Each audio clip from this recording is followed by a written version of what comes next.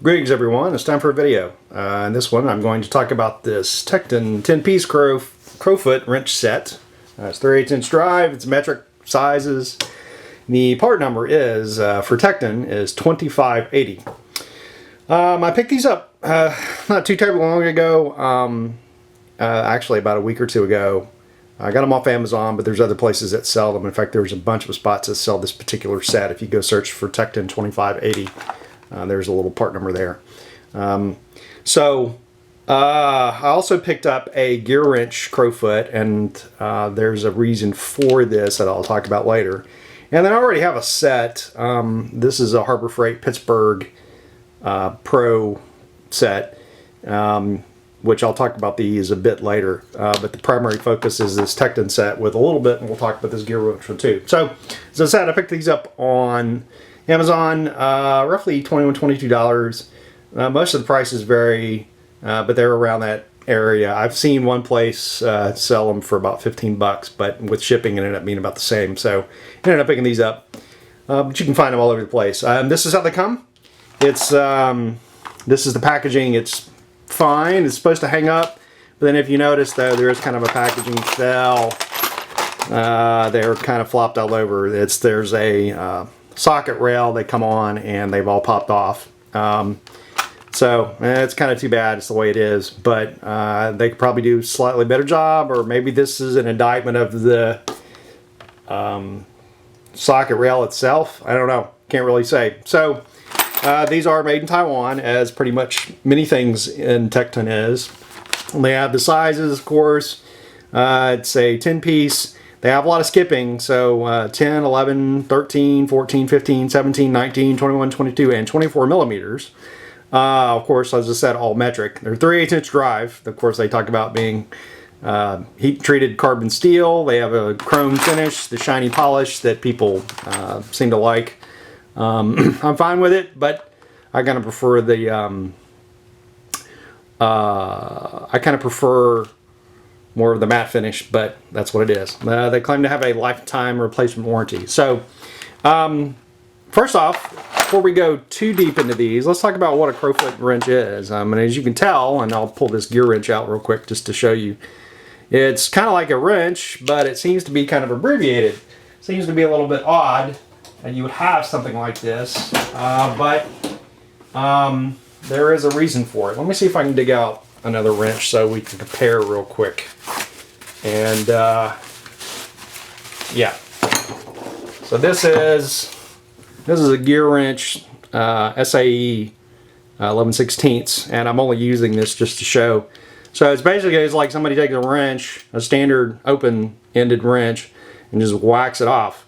And then, as you can tell, there's kind of a drive in here, and I'll pull this out in a minute, where this goes into a ratchet, specifically in this case a 3/8". So I'll pull one of these off here, this Harbor Freight, and I'll grab a ratchet so you can see. Pops in, and that's kind of how it goes. And then you can use it, so if you're getting to a fastener, you can tighten it up or loosen, you know, basically whichever way you want. Normally you would say, well, hey, why do this? Why not use a wrench? Why not use a socket? I mean, after all, what's the point? Well, the thing is there might be a situation where you need to get into a spot that is you can't get a wrench in. You've got restricted access. So you have to imagine, like, maybe you're working on something down and you need to get into a pretty decent sized fastener, for example, and maybe it's right up against you know, surrounded by a bunch of things. Well, you can't get your wrench in there. Okay, well, that's a problem. Then you might say, well, hey, why can't I get a ratchet in there? You might be able to, or it might be that it's kind of like maybe back even under, so you got to kind of come at an angle. You could use a wobble for that, I guess, but in some cases even that may not be practical. What you can do is come in with a socket and like put an extension on. In fact, I've seen many people do this when they're working on cars. They'll come in like this at an angle, and then they'll use it. Now, it does take some getting used to, because in this case the rotation point for the fastener is not in line for the rotation point for the ratchet itself. So it kind of rotate around like so. I can't show you too well, but you kind of see you're not in line, so you're gonna kind of circle around the fastener itself as you're using it. The other way you can come in and use these is if you want to come in at an angle, or I'm sorry, from the side. So if, let's say for a minute I have a fastener and I want to come in this way and it's like restricted. Now you might again say, oh hey, I can use a wrench for that, and it's true.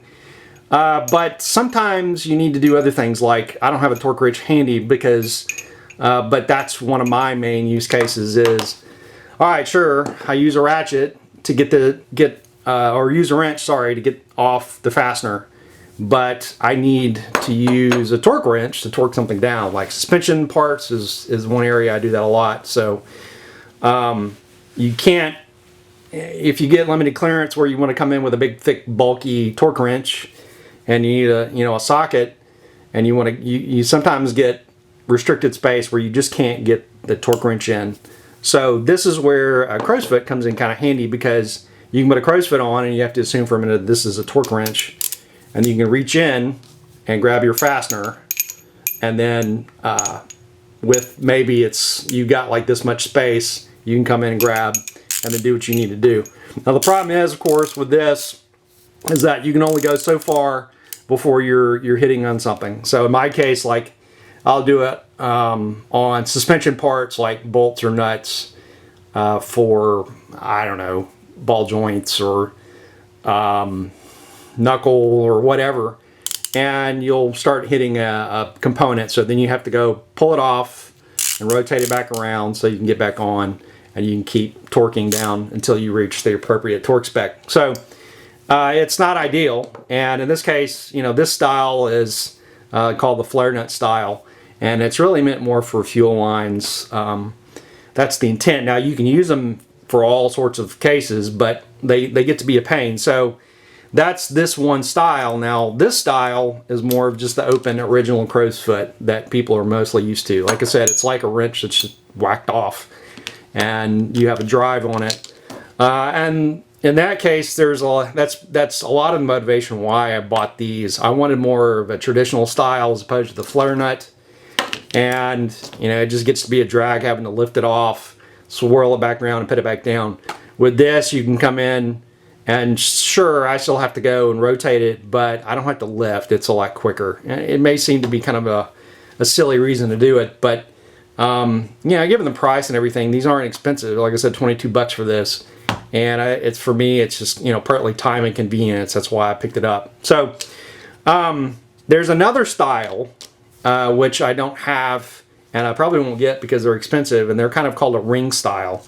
And this isn't a perfect example, but basically it's chopped off, that same kind of chopped off piece, except it's chop off a box and then they have a cutout here. Stavilla has them, they call them their ring wrenches, and you can look those up, and they are pricey.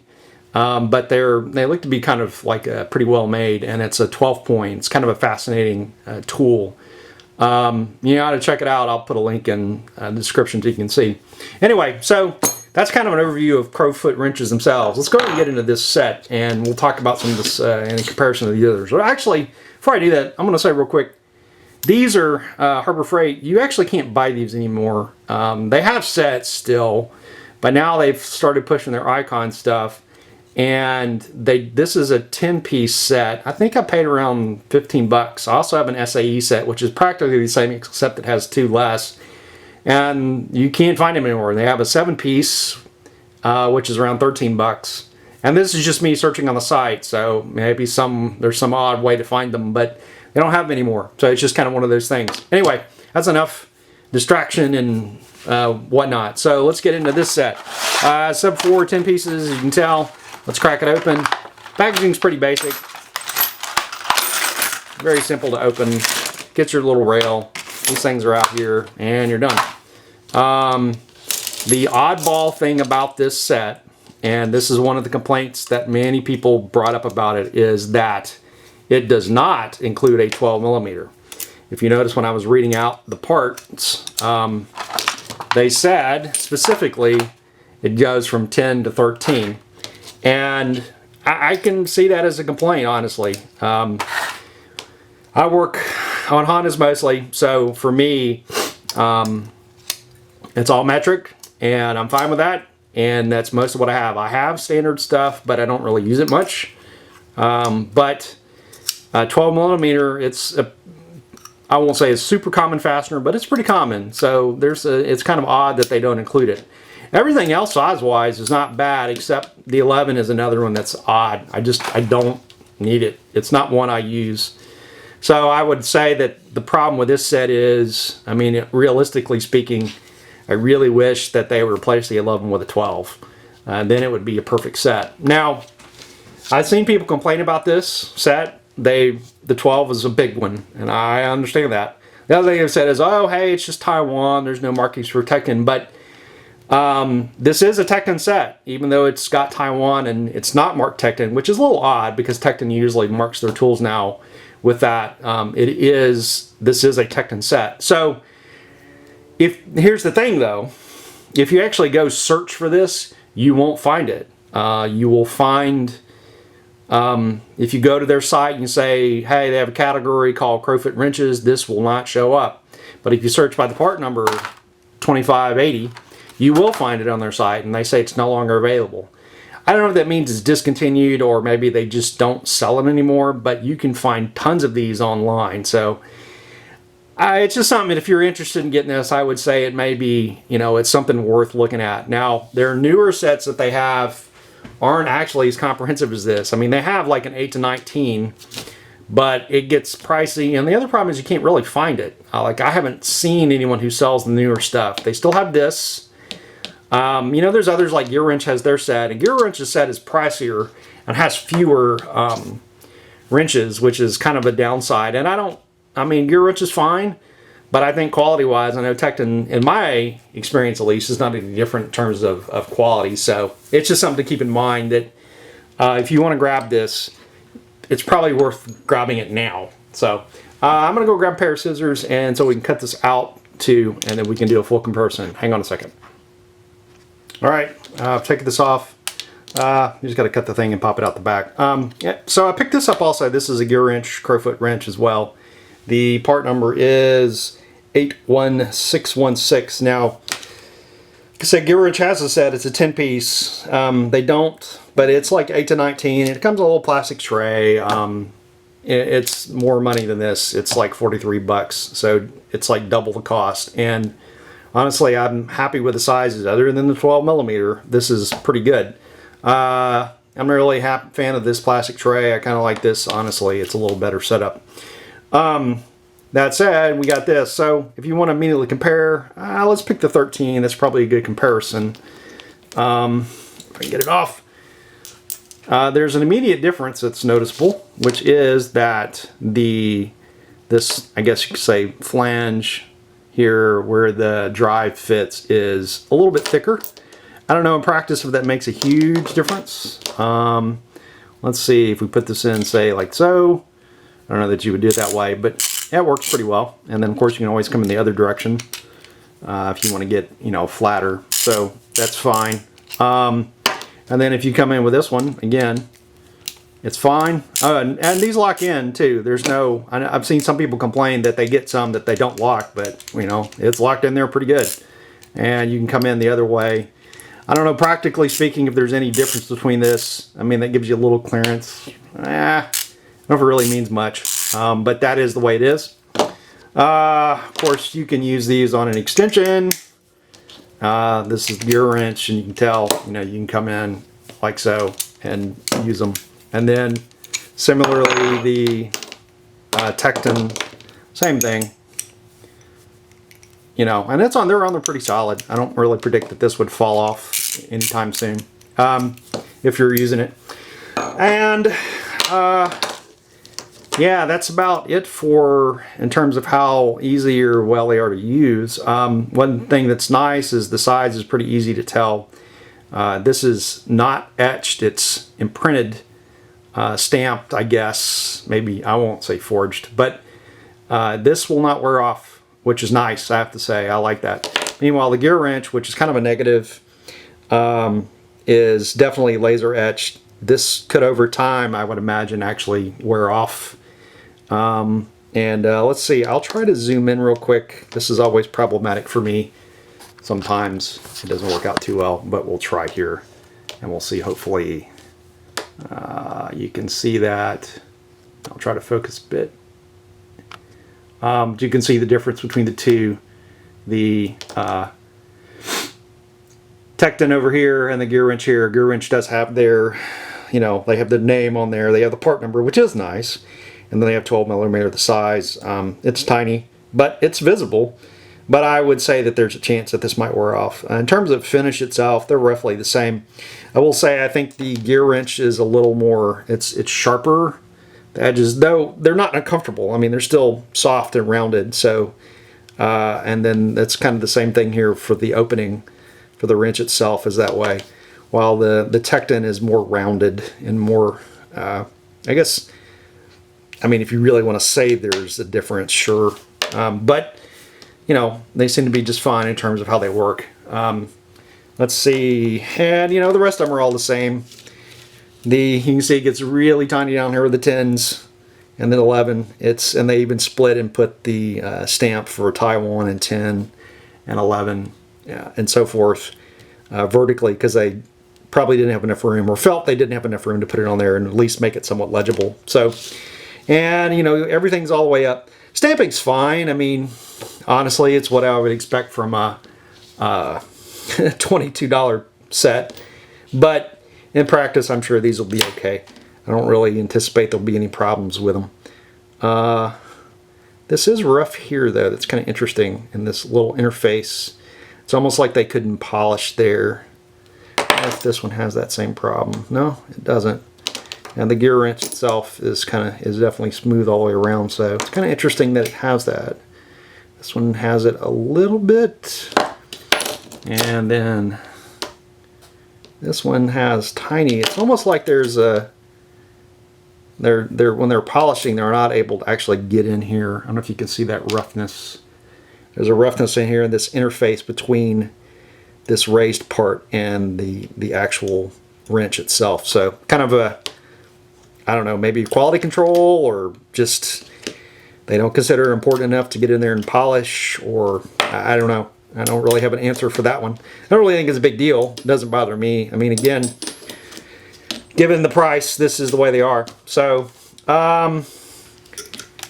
I think that's about it for these. And my thoughts are, other than the, I'm happy to get this rail. I think they look fine. Certainly feel fine in the hand. They feel solid and heavy. I mean, there's no doubt that you're getting a solid, nice piece of kit here, to be honest. And the same thing with the GearWrench. It doesn't feel bad at all. I don't really know, other than this polishing area here, and I don't know that it's a fair comparison to say that these are the same, because this is a small size and it doesn't have the same exact part in terms of how it's built. So for all I know, the GearWrench could have the same issue. I can't say one way or another. I don't have a sample to say it. Compared to these Pittsburgh Harbor Freight, but this isn't a fair comparison. Because this is the flare style versus the standard open crow's foot. They all look roughly the same, and I know these are made in Taiwan, so I'd expect them to be roughly the same, really. So, I mean, there's not really going to be a practical difference. Assuming that quality control is decent and all that, these are all going to be, Taiwanese made. I won't say cheap, but say thrifty tools.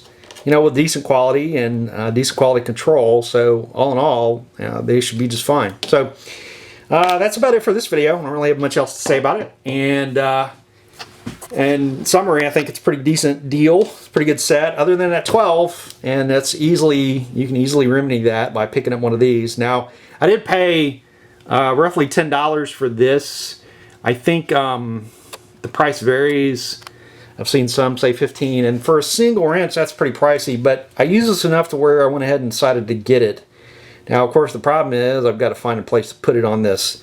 I don't know, I may ditch it. I may put another clip. I've got extra clips, because this is a pretty common rail set, honestly. I could swap it out for one of these. I've got a standard one that has smaller, it's slightly longer, so I could probably swap it out with one of those, honestly, and have the same effect, and then put this on there. then I'd have my full set. So anyway, that's about it for this. Hope you enjoyed this video. If you want, like, subscribe, comment, etc. And as always, thanks for watching.